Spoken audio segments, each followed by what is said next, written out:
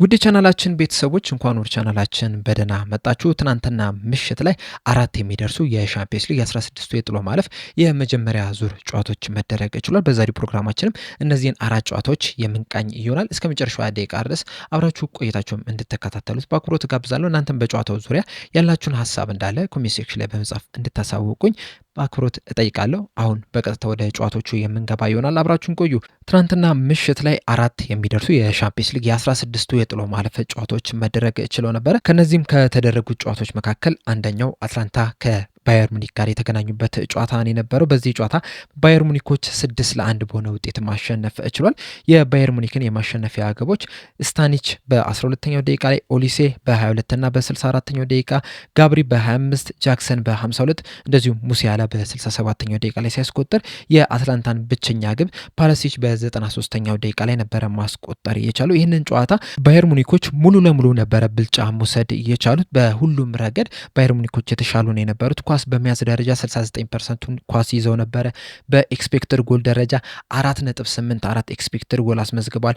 25 ሙከራዎችን ማድረግ ሲችሉ ከነዚህ ከ25 ሙከራዎች ደግሞ 13ቱ ኢላማውን የጠበቀ ሙከራ ነው የነበረው። እንደዚሁም 8 ትልልቅ እድሎችን መፍጠር ችሎ ነበር። ነገር ግን ከነዚህ 8 ትልልቅ እድሎች 5ቱ ሊስቱ ችለዋል። 3ቱን ብቻ ነው ወደ ግብነት መቀየር የቻሉት እንጂ ምናልባትም ከዚህ የበለጠም ጎል ማስቆጠር የሚችሉበትም እድል ነበራቸው። አትላንቶች በበኩላቸው 31% ነበረ ኳሱን መያዝ የቻሉት። 1.68 ኤክስፔክትድ ጎል ነው ማስመዝገብ የቻሉት። 11 ሙከራ ሲያደርጉ ከ11 ሙከራዎች 3ቱ ብቻ ናቸው ኢላማውን የጠበቀ ሙከራ የነበሩት። እንደዚሁም አራት ትልልቅ እድሎችንም መፍጠር ችሎ ነበር። ነገር ግን ከነዚህ አራት ትልልቅ እድሎች አንዱን ብቻ ነው ወደ ግብነት መቀየር የቻሉት። 3ቱን ግን አባክነውታል ወይም ስተውታል። ምናልባትም እነዚህን እድሎች ቢጠቀሙባቸው ኖሮ ምናልባትም የተለየ ምሽትን ሊያሳልፉ የሚችሉበትም እድል ነበራቸው። ነገር ግን እነዚህን በመሳታቸው ምክንያት እንደዚሁም ደግሞ ባየር ሙኒኮች ያገኟቸውን አጋጣሚዎች እንዳለ በመጠቀማቸው ምክንያት ጨዋታውን አሸንፈው ሊወጡ ችሏል። በዚህ ሲዝን ባየር ሙኒኮች በቡንደስሊጋም ብቻም ሳይሆን ሻምፒዮንስ ሊግም በጣም ብዙ ጎሎችን እያስቆጠሩ ነው የሚገኙ። ኮምፓኒ በጣም አስደናቂ የሚባል ቡድንን እንደገነባ እንግዲህ በዚህ ሲዝን እየተመለከተን ነው የምንገኘው። በቡንደስሊጋው ያን ያህል ላያስገርመን ይችላል። ነገር ግን በሻምፒዮንስ ሊጉ ግን በጣም ብዙ ጎሎችን እያስቆጠሩ ነው የሚገኙት። አሁን ለምሳሌ በትናንትናው ጨዋታ ላይ 2 ጎል ያስቆጠረው የማይክል ኦሊሴን ስታት ብንመለከተው በዚህ ሲዝን በአጠቃላይ 42 ጨዋታዎችን ማድረግ ይችላል በሁሉም ውድድሮች የፊፋ ወርልድ ካፕንም ጨምረን ማለት ነው። እና በእነዚህ 42 ጨዋታዎች 16 ግብና 23 አሲስት ማስመዝገብ የቻለ ተጫዋች ነው። ይህም ማለት እንግዲህ በ42 ጨዋታዎች 39 የጎል ኮንትሪቢሽን ወይም የጎል አስተዋጽኦ ማድረግ ችሏልና ምን ያህል ማጥቃት ላይ ያተኮረ ቡድን ኮምፓኒ እንደገነባ በዚህም መረዳት እንችላለን። እንደዚሁም ልምድ ካላቸው ተጫዋቾች በተጨማሪም ደግሞ ወጣት የሚባሉት ተጫዋቾች ራሱ በዚህ ሲዝን በጣም አስደናቂ የሚባል እንቅስቃሴን እያደረጉ ነው የሚገኙት። እንደዚሁም ሙሲያላም ከጉዳት ተመልሶ በጨዋታው ላይ ተቀይረው በመግባት ጎል አስቆጥሮ መውጣት እችሏልና በጣም አስደናቂ ቡድን መሆናቸውን እንግዲህ በዚህም እየተመለከትን ነው። በዚህ ሲዝንም የሻምፒዮንስ ሊግ ዋንጫ ሊያነሱ ከሚችሉ ክለቦች መካከልም አንደኛው ባየር ሙኒክ ነው። በእርግጥ ቀላል የሆነ መንገድ አይደለም ከፊት ለፊታቸው ያለው። ምንም እንኳን አትላንታን 6-1 ቢያሸንፉም የመልስ ጨዋታ አለባቸው። ያንንም ይሸነፋሉ ተብሎ አይጠበቅም። ነገር ግን ይህንን ጨዋታ ካለፉ በኋላ ከሪያል ማድሪድ እና ከማንቸስተር ሲቲ መካከል ያሸነፈውን ቡድን ነው የሚገጥሙትና በጣም ከባድ የሚባል ጨዋታ ከፊት ለፊታቸው አለ። እሱን ካለፉ ራሱ ወይ ከፒኤስጂ ወይ ከቼልሲ ወይ ከሊቨርፑል ወይም ደግሞ ከጋላታሳራይ አንዱን ነው የሚገጥሙትና በዚህ ሲዝን የሻምፒዮንስ ሊግ ዋንጫ ለማሸነፍ ከፈለጉ እነዚህን ጠንካራ የሚባሉ ቡድኖችን የግድ ማሸነፍ መቻል አለባቸው። አጀማመራቸው ግን በጣም ብሩህ ሆኖ መመልከት እችለናል። ሌላኛው የተደረገው ጨዋታ ጋላታሳራይ ከሊቨርፑል ጋር የተገናኙበት ነበር። በዚህ ጨዋታም ጋላታሳራዮች 7ኛው ደቂቃ ላይ ሊማን ባስቆጠራት ብቸኛ ግብ 1-0 በሆነ ውጤት ማሸነፍ ችሏል። ይህ ተጫዋች እንግዲህ ከዚህ ቀደም ለወልቭስ ሲጫወት በፕሪሚየር ሊጉ እናስታውሳለን። አሁን እንግዲህ በጋላታሳራይ በትናንትናው ዕለት በመጫወትም 1-0 በሆነ ውጤት አሸንፈው እንዲወጡ ጎል ማስቆጠር ችሏል። ጨዋታውን ስንመለከተው በጣም ተመጣጣኝ የሚባል አይነት ጨዋታ ነው የነበረው። በእርግጥ ሊቨርፑሎች የመጀመሪያዎቹን 5 ደቂቃዎች ላይ በጣም ጥሩ የሚባል እድሎችን መፍጠር ችለው ነበር። በተለይ ደግሞ ፍሎሪያን ቪርትዝ ያገኛትን አጋጣሚ ሳይጠቀምባት ቀረ እንጂ ብቻውን በረኛ ወጥቶ ነበረ ኳሱን ማግኘት የቻለው። ከዛ በኋላም እንግዲህ ጥሩ የሚባል እድልን ማግኘት ችሎ ነበር። እንደዚሁም ደግሞ ሂጉ ኤኪቲኬም ከበረኛ ጋርም ተገናኝቶ ነበረ። ነገር ግን ያገኟቸውን እድሎች ባለመጠቀማቸው ምክንያት በስተመጨረሻ ተሸንፈው ሊወጡ ችሏል። ከዛሬ 4 ወር በፊት ሴፕቴምበር ወር ላይም በግሩፕ ስቴጅም ሊቨርፑል ከጋላታሳራይ ጋር በዚሁ በኢስታንቡል ስቴዲየም ተገናኝተው ነበረ። ያንንም ጨዋታ ጋላታሳራዮች 1-2 በሆነ ውጤት ነበረ ማሸነፍ የቻሉትና ምሽት ላይ የተደረገውም ጨዋታ ከዛ ጋር የሚመሳሰል ጨዋታ ነው የነበረው። ኳሱን በመቆጣጠር ረገድ ሊቨርፑል ተሽሎ ነበር በሁለቱም ጨዋታ። እንደዚሁም ደግሞ የተለያዩ ቻንሶችንም ክሬት ማድረግ ይችለው ነበረ። ነገር ግን እነዚህን እድሎች ባለመጠቀማቸው ምክንያት ጎል ሳያስቆጥረው ቀርቷል። ጋላታሳራዮች በበኩላቸው በዚህ ጨዋታ ላይ የመጀመሪያ እድላቸውን ወደ ግብነት መቀየር የቻሉት እንደዚሁም ደግሞ ለማጥቃት በሚሄዱበት ሰዓት ራሱ ከሊቨርፑል አንጻር በጣም አስፈሪ ቡድን ነው የነበሩና በጨዋታው ላይ ጋላታሳራዮች የሚገባቸውን ነጥብ አግኝቷል ማለት እንችላለን። እንደዚሁም በማጥቃት ብቻም ሳይሆን በመከላከል ረገድም ጋላታሳራዮች በጣም አስደናቂ የሚባሉ ነው የነበሩት። በእርግጥ በተወሰኑ አጋጣሚዎች ስህተት ሲሰሩ መመልከት ችለን ነበር። ሊቨርፑልም በተመሳሳይ መልኩ በተወሰኑ አጋጣሚዎች ስህተት ሲሰሩ መመልከትም ችለን ነበር። እንደውም ሊቨርፑሎች በሰሩት ስህተት ጎልም ተቆጥሮባቸው ነበር። ነገር ግን ኦፍሳይድ በሚል ያቺ ኳስ ልትሻርባቸው ትችላለች እንጂ ከዚህ የበለጠም ጎል አስቆጥረው ሊወጡ የሚችሉበትም እድልም አግኝተው ነበረ። በእርግጥ ሊቨርፑሎችም ጎል አስቆጥረው ነበረ። ነገር ግን ደግሞ ቫር ኳስ በእጅ ተነክቷል በሚል ጎሏ ልትሻር እችላለች እና ሁለቱም እንግዲህ ጎል አስቆጥረው ተሽሮባቸዋል። ሁለቱም ቻንሶችን አግኝተው ነበረ ጎል ማስቆጠር የሚችሉበት። ነገር ግን አንድ ጎል ብቻ ነው አስቆጥረው መውጣት የቻሉትና ለገለልተኛ ተመልካች በጣም የሚያዝናና ጨዋታ ሆኖ ማለፍም ችሏል።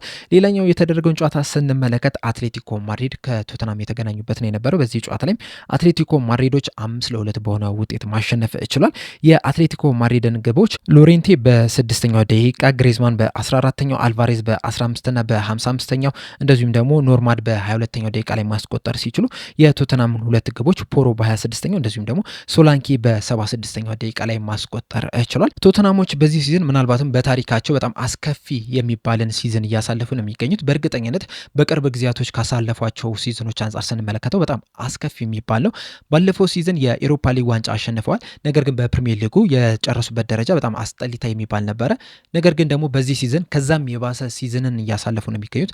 በጣም ወረስት የሆነውን ቲም እየተመለከትን ነው የምንገኘው። በዚህ ሰዓትም በፕሪሚየር ሊጉ ያላቸውን የደረጃ ሰንጠረዥ ስንመለከት 16ኛ ደረጃ ላይ ነው የተቀመጡት። ነገር ግን ከ17ኛና 18ኛ ደረጃ ላይ ከተቀመጡት ክለቦች ጋር ያላቸው የነጥብ ልዩነት በጣም የተቀራረበ ነው። በሁለትና በአንድ ነጥብ ልዩነት ርቀው የተቀመጡትና ምናልባትም ቀጣይ በፕሪሚየር ሊጉ ከሊቨርፑል ጋር ጨዋታ ይኖራቸዋል። እናም በዛ ጨዋታ ላይ ተሸንፈው ዌስትሃም እና ኖቲንጋም ፎረስት የሚያሸንፉ ከሆነ ምናልባትም ወደ 18ኛ ደረጃ ላይ ሊመጡ ይችላሉና በጣም አስከፊ የሚባል ደረጃ ላይ ናቸው የሚገኙት። በዚህ ሲዝንም ሊወርዱ ይችላሉም ነው እየተባለ የሚገኘው። በቅርቡም እንግዲህ አዲስ አሰልጣኝ መሾማቸው አይዘነጋም። ነገር ግን ይህም አሰልጣኝ እስካሁን ድረስ ምንም አይነት ለውጥ አላመጣም። ምንም አይነት ድልም ማስመዝገበም አልቻለም። በተከታታይም እየተሸነፈ ምን የሚገኘው የሚያሸንፍም ሁላ አይመስልም። ከዚህ በኋላ ራሱ የቶተናም ደጋፊዎች ተስፋም ያላቸውም አይመስለኝም። በእርግጥ በሻምፒየንስ ሊጉ በምድብ ጨዋታዎች ላይ በጣም በጥሩ ሁኔታ ነበረ ጨርሰው ወደዚህ መምጣት የቻሉት። 5ኛ ወይም 6ኛ ደረጃን ይዘው ነበረ ማጠናቀቅ የቻሉት። ነገር ግን በትናንትናው የ16ቱ የጥሎ ማለፍ ጨዋታ በአትሌቲኮ ማድሪድ 5-2 በሆነ ሰፊ ውጤት ተሸንፈው ሊወጡ ችሏል። በቶተናም ዙሪያ እንግዲህ አንድ ዲፕ የሆነ ፕሮግራም መስራታችን አይቀርም። በተለይ ደግሞ ቀጣይ በፕሪሚየር ሊጉ ከሊቨርፑል ጋር ጨዋታ ይኖራቸዋልና ከዛ በፊት እንግዲህ በቶተናም በተመለከተ አንድ ፕሮግራም ይዤላችሁ የሚመጣ ይሆናል። በትናንትናው ጨዋታ ላይ ግን የቶተናም እንቅስቃሴ በጣም አስከፊ የሚባል ነው የነበረው። በተለይ ደግሞ የመጀመሪያዎቹን 15 ደቂቃዎች ስንመለከት 3 ግቦች ናቸው የተቆጠሩባቸው። ከዛ በኋላ እንግዲህ አሰልጣኙ በረኛ ሊቀይሩ ይችላልና ከመጀመሪያም ይህ በረኛ ይገባዋል የሚል ጥያቄ እንዲነሳም አድርጎታል። በእርግጥ የቶተናም ቁጥር 1 ግብ ጠባቂ የሆነው ቪካሪዮ ራሱ በዚህ ሲዝን በጣም ጥሩ የሚባል ጊዜን እያሳለፈ ነው ለማለት ትንሽ ያስቸግራል። በተደጋጋሚ በቀላል ስህተቶች ናቸው ጎሎች እየተቆጠሩበት የሚገኘው። ነገር ግን ትናንትና በቋሚነት የጀመረው ኬንሲ ግን በጣም አስከፊ የሚባለውን ጊዜን ማሳለፍ ችሏል። በ15 ደቂቃዎች ውስጥ 3 ጎሎችም ሊቆጠርበት ይችላል። በእርግጥ አንዳንድ ጊዜ የበረኛ ጥፋትን ብቻም አይደለም የተከላካዮቹ ራሱ የሚያደርጉት እንቅስቃሴ በጣም አስከፊ የሚባል ነው። ከዚህ ቀደም እንግዲህ ሮሜሮ በጣም አስደናቂ የሚባል ተከላካይ ነው ሲባል ነበረ። ነገር ግን ደግሞ ሰሞነኛ ብቃቱን ስንመለከተው በጣም የወረደ ነው። ሚኪ ቫንደቪንም በተመሳሳይ መልኩ በጣም የወረደ እንቅስቃሴን እያደረገ ነው የሚገኙ። ባለፈው ሲዝን እንግዲህ ለአንጄ ፖስቴኮግሉ በጣም የሚመች አይነት ተጫዋች ነው የነበረው። በጣም ፈጣን ነው፣ ሪከቨር ማድረግ የሚችል ተጫዋች ነው የነበረው። ነገር ግን ከፍጥነት ውጪ ያን ያህል ጥሩ ተከላካይ አይደለም የሚባል አንዳንድ አስተያየቶችን ስንሰማ ነበረ እና በዚህ ሲዝንም የነዛ አስተያየቶች እውነት ናቸው የሚያስበል እንቅስቃሴን እያደረገ ነው የሚገኘው። እንደዚሁም ሌሎችም ተጫዋቾች ስንመለከት ራሱ ያን ያን ያህል ጥሩ የሚባል ጊዜን እያሳለፉ አይደለም የሚገኙት። አጥቂዎቹን ጎል እያስቆጠሩ አይደለም የሚገኙትና ዘንድሮ ቶተናሞች በጣም አስከፊ የሚባል ጊዜን እያሳለፉ ነው የሚገኙትና ምናልባትም በፕሪሚየር ሊጉም ሲወርዱ ልንመለከታቸው እንችላለን። በእርግጥ ከሁለተኛው አጋማሽ በኋላ የተሻለ የሚባል የኳስ ቁጥጥር ማስመዝገብ ችለው ነበረ። ነገር ግን ደግሞ የማጥቃት ሂደታቸው ላይ ያን ያህል ጥሩ አይደለም የነበሩትና በጨዋታው ላይ 5-2 ተሸንፈው ሊወጡ ችሏል። በእርግጥ የመልስ ጨዋታው በሜዳቸው ነው የሚያደርጉት እና ይህንን ጨዋታ ቀልብሰው ያልፋሉ የሚለው በጣም ትልቅ ጥያቄ ነው። እስካሁን ድረስ ባሳዩት ግን ይህንን ቀልብሰው የመውጣት አይደለም ያንን ጨዋታ ራሱ በጠባብ ውጤት ያሸንፋሉ የሚለው ነገር ራሱ በጣም ትልቅ ጥያቄ ነውና ከወዲሁ እንግዲህ ቶተናሞች ከሻምፒዮንስ ሊጉ ተሰናብተዋል ብለን በኮንፊደንስ መናገር የምንችልበት አይነት አቋም ላይ ናቸው የሚገኙትና ቀጣይ ላይም እንግዲህ ቶተናሞች ያሸንፋሉ ተብሎ አይጠበቁም። እናንተስ ቶተናሞች ይህንን የ5-2 ውጤት ቀልብሰው ወደ ቀጣይ ዙር ያልፋሉ ብላችሁ ታስባላችሁ? ሀሳባችሁ እንዳለ ኮሜንት ሴክሽን ላይ በመጻፍ አሳውቁኝ። ሌላኛው ጨዋታ በምሽቱ በጣም ተጠባቂ የነበረውና በጣም አዝናኝ ጨዋታ የተመለከትነው ደግሞ ኒውካስል ከባርሴሎና የተገናኙበት ጨዋታ ነው የነበረው።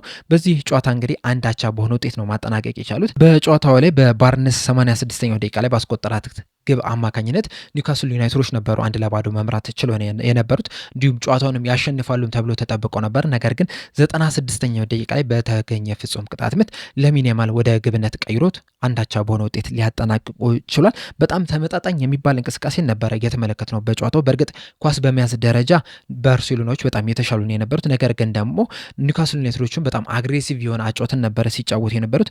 በተለይ ደግሞ ወደፊት በመሄድ ደረጃ ከባርሴሎና በጣም የተሻሉ ቡድን የነበሩት። እንደዚሁም ባርሴሎናዎች ራሱ ኳስ መስርተው እንዳይወጡ አንዳንድ ጊዜ በጣም ጫን እያሉ ኳሶችን ሲቀበሏቸው መመልከት ችለናል። እናም ኳስ በመያዝ ደረጃ ባርሴሎናዎች የተሻሉ ቢሆኑም እንኳን ራሱ በማጥቃት ረገድ ኒውካስል ዩናይትዶች በጣም የተሻለ የሚባል እንቅስቃሴን ማድረግ ችሏል። አጠቃላይ ስታቱን ስንመለከት ባርሴሎናዎች በጨዋታው ላይ 54% ኳሱን መቆጣጠር ችለው ነበረ። ኒውካስል ዩናይትዶች በአንጻሩ 46% ብቻ ነበረ መቆጣጠር የቻሉት።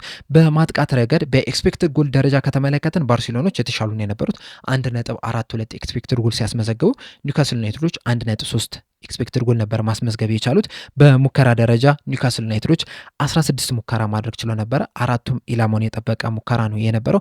ባርሴሎናዎች በአንጻሩ 9 ሙከራ ሲያደርጉ ከነዚህ ውስጥ ደግሞ ሁለቱ ኢላማቸውን የጠበቀ ሙከራ ነው የነበሩት። ትልልቅ እድሎችን በመፍጠር ረገድ ደግሞ ባርሴሎናዎች የተሻሉ ነው የነበሩት። ሁለት ትልልቅ እድሎችን ቢፈጥሩም እንኳን አንዱን ግን ሊስቱት ችሏል። ኒውካስል ዩናይትዶች በአንጻሩ አንድ ትልቅ እድል ነበረ መፍጠር የቻሉት። ይህንንም ትልቅ እድል ወደ ግብነት ሊቀይሩት ችሏልና በጣም ተመጣጣኝ የሚባል አይነት ጨዋታ የተመለከተው በጣም የሚያዝናናም አይነት ጨዋታም ነው የነበረው። ባርሴሎናዎች እንግዲህ ይህንን ጨዋታ በቀላሉ ያሸንፋሉ ተብሎ ተገምቶ ነበረ። ነገር ግን ኒውካስል ዩናይትዶች በጣም ከፍተኛ ጥረት አድርገው ቢያንስ ከዚህ ጨዋታ 1 ነጥብ ይዘው መውጣት ይችላል። እንዲሁም ጨዋታውንም ራሱ አሸንፈው ሊወጡ በጣም ተቃርበው ነበረ። በዚህ ሲዝን ባርሴሎናዎች እንግዲህ ወጥ የሆነ አቋምን እያሳዩ አይደለም የሚገኙት። አንዳንድ ጨዋታዎች ላይ በጣም በአስደናቂ ሁኔታ በጣም ብዙ ጎሎችን አስቆጥረው ሲያሸንፈው ሲወጡ መመልከት ይችላል። አንዳንድ ጨዋታዎች ላይ ደግሞ ሲሸነፉ እየተመለከተን ነው የምንገኘው። አሁን ለምሳሌ ከአትሌቲኮ ማድሪድ ጋር ያደረጉትን የኮፓ ዴላሪ ጨዋታ ብንመለከት በመጀመሪያው ዙር ጨዋታ ላይ አትሌቲኮ ማድሪዶች 4-0 በሆነ ውጤት ነበር አሸንፈው መውጣት የቻሉት። በዛ ጨዋታ ላይ ተጨማሪ ጎሎችን ማስቆጠር የሚችሉባቸውንም እድሎችም አግኝተው ነበረ። ነገር ግን 4 ጎሎችን ብቻ አስቆጥረው መውጣት ይችላል። ከዛ በመልስ ጨዋታ ባርሴሎናዎች 3-0 በሆነ ውጤት ነበረ ማሸነፍ የቻሉት። ያንን ጨዋታ ራሱ ባርሴሎናዎች ከዛ የበለጠ ጎል ማስቆጠር የሚችሉበትም እድል ነበራቸውና ይህንን ስንመለከት አንዳንድ ጨዋታዎች ላይ በጣም ምርጡን ባርሴሎና እንመለከታለን። ሌላ ጨዋታ ላይ ደግሞ በጣም ሲቸገር ተመልክተናል። በተለይ ደግሞ መጀመሪያዎቹ ጨዋታዎች አካባቢ ከተመለከተን በጣም ሃይላይን ነው የሚጠቀሙት ባርሴሎናዎች እና በዛ ሃይላይን ደግሞ ተጋጣሚ ቡድኖች በጣም ፈጣን የሚባሉ ተጫዋቾችን እየተጠቀሙ ባርሴሎናዎችን ለማጥቃት ሲጠቀሙበት ተመልክተናልና በቀጣይ ጨዋታ እንግዲህ ይህንን ነገር ኒውካስል ዩናይትዶች ሊተገብሩ የሚችሉበት ከፍተኛ እድል አለ። በተለይ ደግሞ እንደ አንቶኒ ጎርደን፣ ኢላንጋ፣ ባርነስ እንደዚሁም ደግሞ መርፊ አይነት በጣም ፈጣን ተጫዋቾች አሏቸውና በመልስ ጨዋታ በኑ ካምፕ እነዚህን ተጫዋቾች ሊጠቀሙበት የሚችሉበት በጣም ከፍተኛ እድል አለና ባርሴሎናዎች እንግዲህ አሁንም ፈታኝ የሆነ ጨዋታ ከፊት ለፊታቸው እንዳለ በትናንትናው ምሽት ጨዋታ በደንብ መመልከት ችለናል። እናንተስ በመልስ ጨዋታ ማን የሚያሸንፍ ይመስላችኋል? ማንስ ወደ ቀጣይ ዙር የሚያልፍ ይመስላችኋል? ሀሳባችሁ እንዳለ ኮሜንት ሴክሽን ላይ በመጻፍ አሳውቁኝ። ለአሁን እኔ እዚህ ላይ አበቃው። እስከ መጨረሻው ደቂቃ ስለተከታተላችሁን ከልብ አመሰግናለሁ። በቀጣይ በሌላ እስከምንገናኝ ድረስ ሰብስክራይብ፣ ላይክ፣ ሼር ማድረግ እንዳትረሱ። ቸር ያቆየን።